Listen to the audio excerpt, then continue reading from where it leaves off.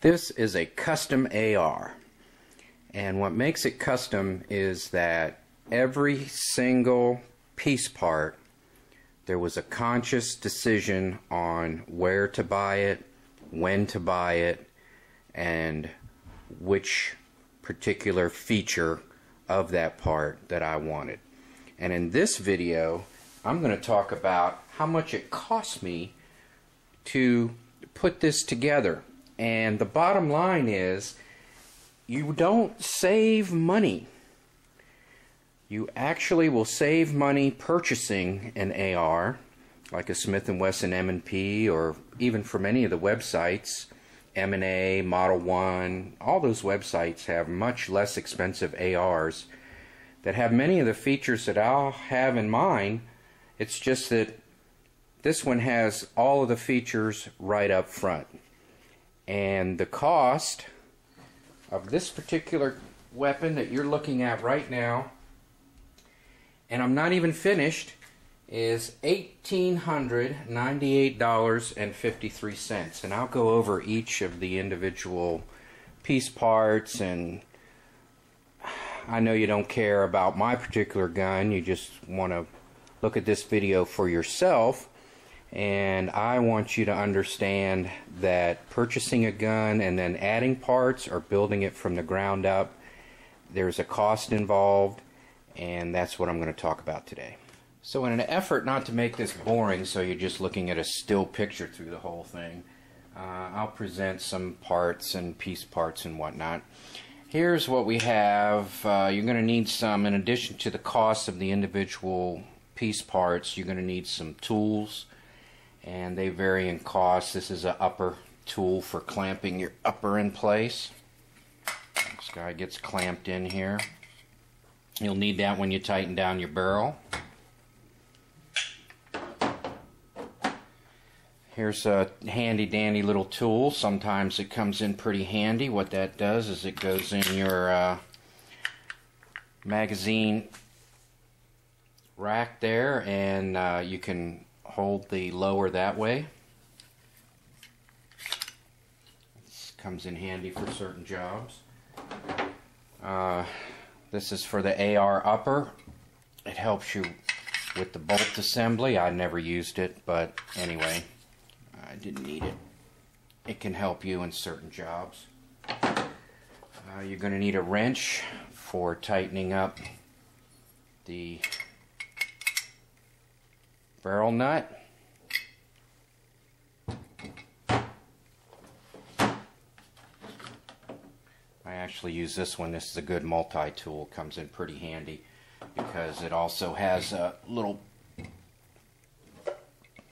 squared off part where you can tighten the, if I can find it, you can tighten in the flash suppressor. Tighten that down. So you're going to need some tools. That's a cost.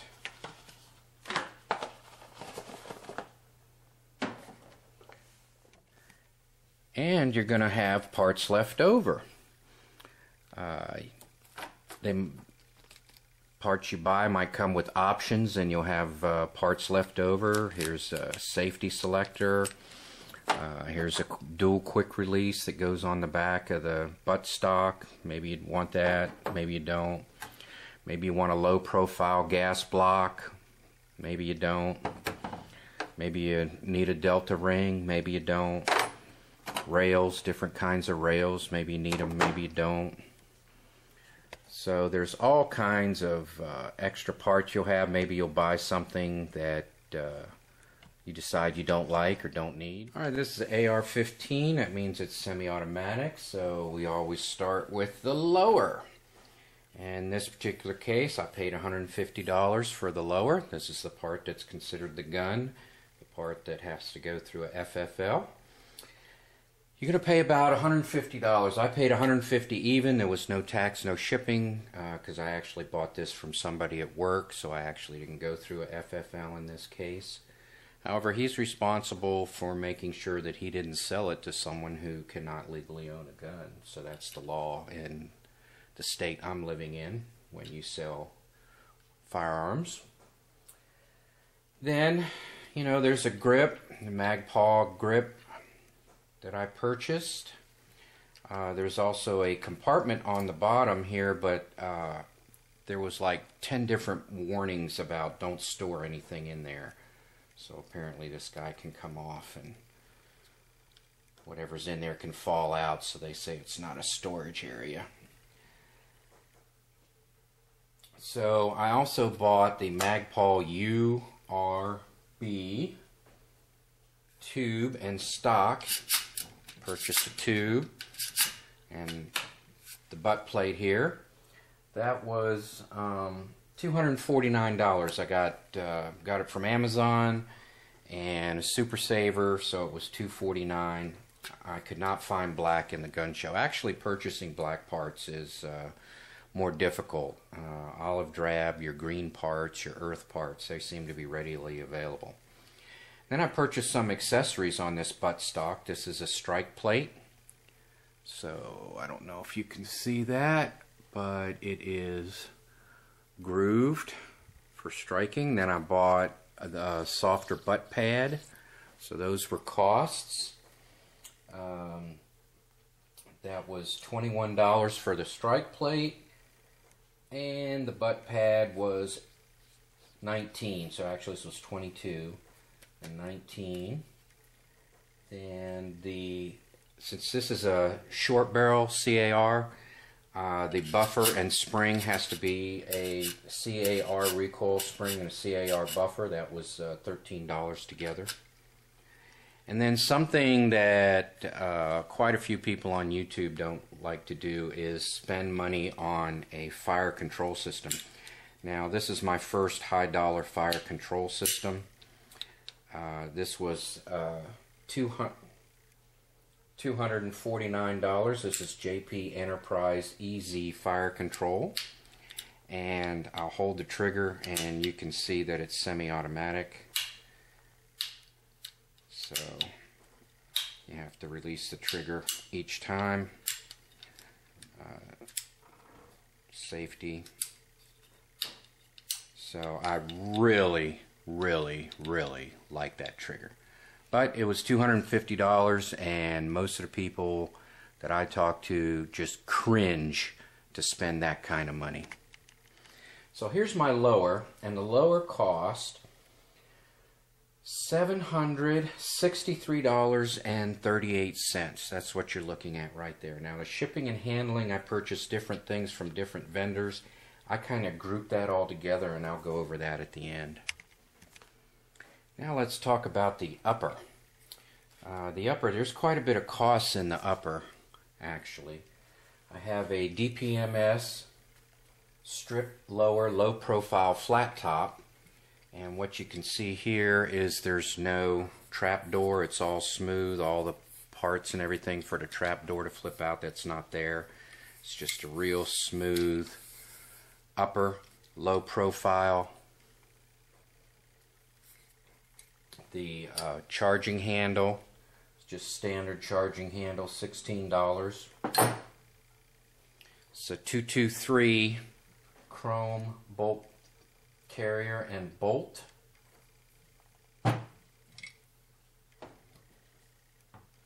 Troy Industries, I went with the 9-inch. Now with a carbine, a lot of people go with the 7-inch, and it's back here and the gas block is exposed. You can use a higher gas block. I had to purchase a low profile gas block so that the rail will slip over it, and so there's tons of options there. I went with the 9-inch. I wanted my gas block covered. You can also go all the way out to the end if you want to.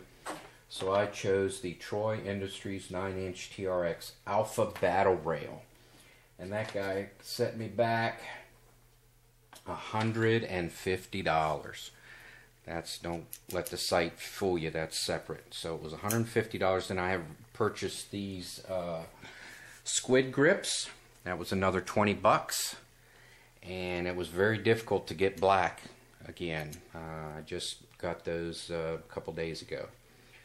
So also my front sight is a Troy Industries front battle sight. So that guy was $99. The rear flip-up sight was $119. I really like this triangle feature. It's really good for my eye. I really enjoy looking through that sight. I like shooting with open sights. I still want optics, but the optics I want are just about as much as the gun.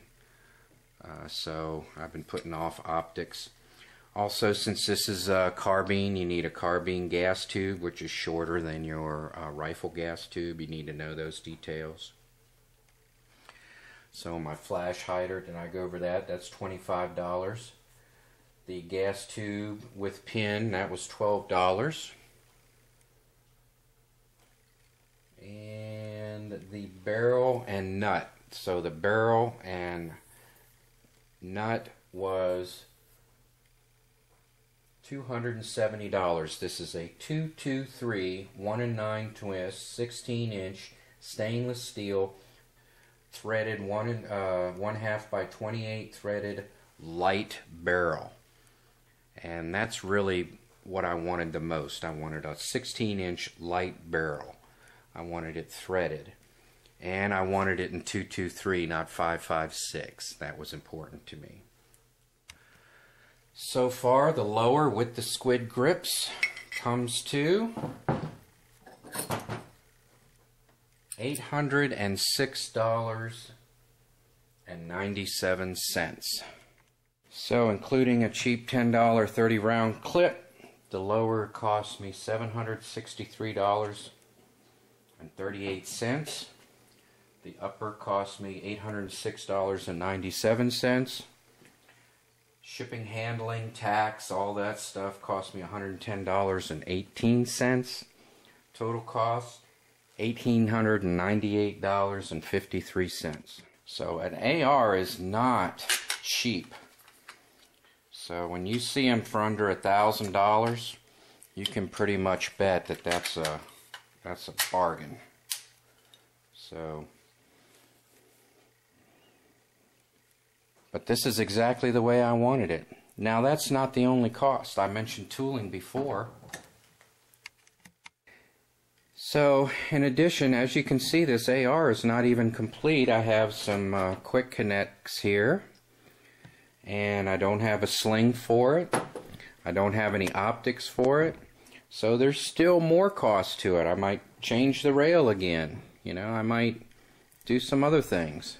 So there's always costs. So be very, very careful if you start from scratch to build your own. There's ammo.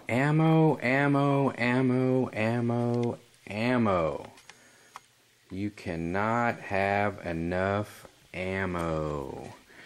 Whether you purchase factory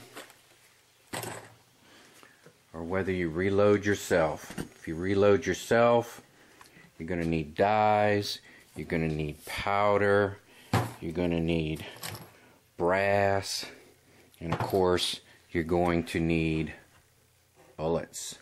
Lots of bullets. Bullets.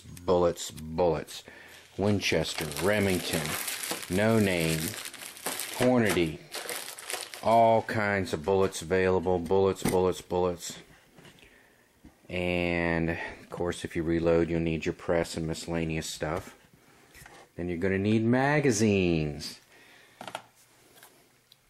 30-round clips, 20-round clips, 10-round clips. Oh, I got a little optical illusion for you. Check this out. I have two 30-round clips, one on top of the other. Now I'll place them side by side. One looks shorter. Now I'll place this one over here, and it's the short one. Pretty cool. I'll place them on top of one another. They're the same size. Little entertainment for you. But my whole point is your costs in your AR are far beyond the gun itself. And when you are talking about the gun itself, you are talking about a big cost. An AR is an expensive firearm to own. Hope you enjoyed this video, and I hope you learned from it.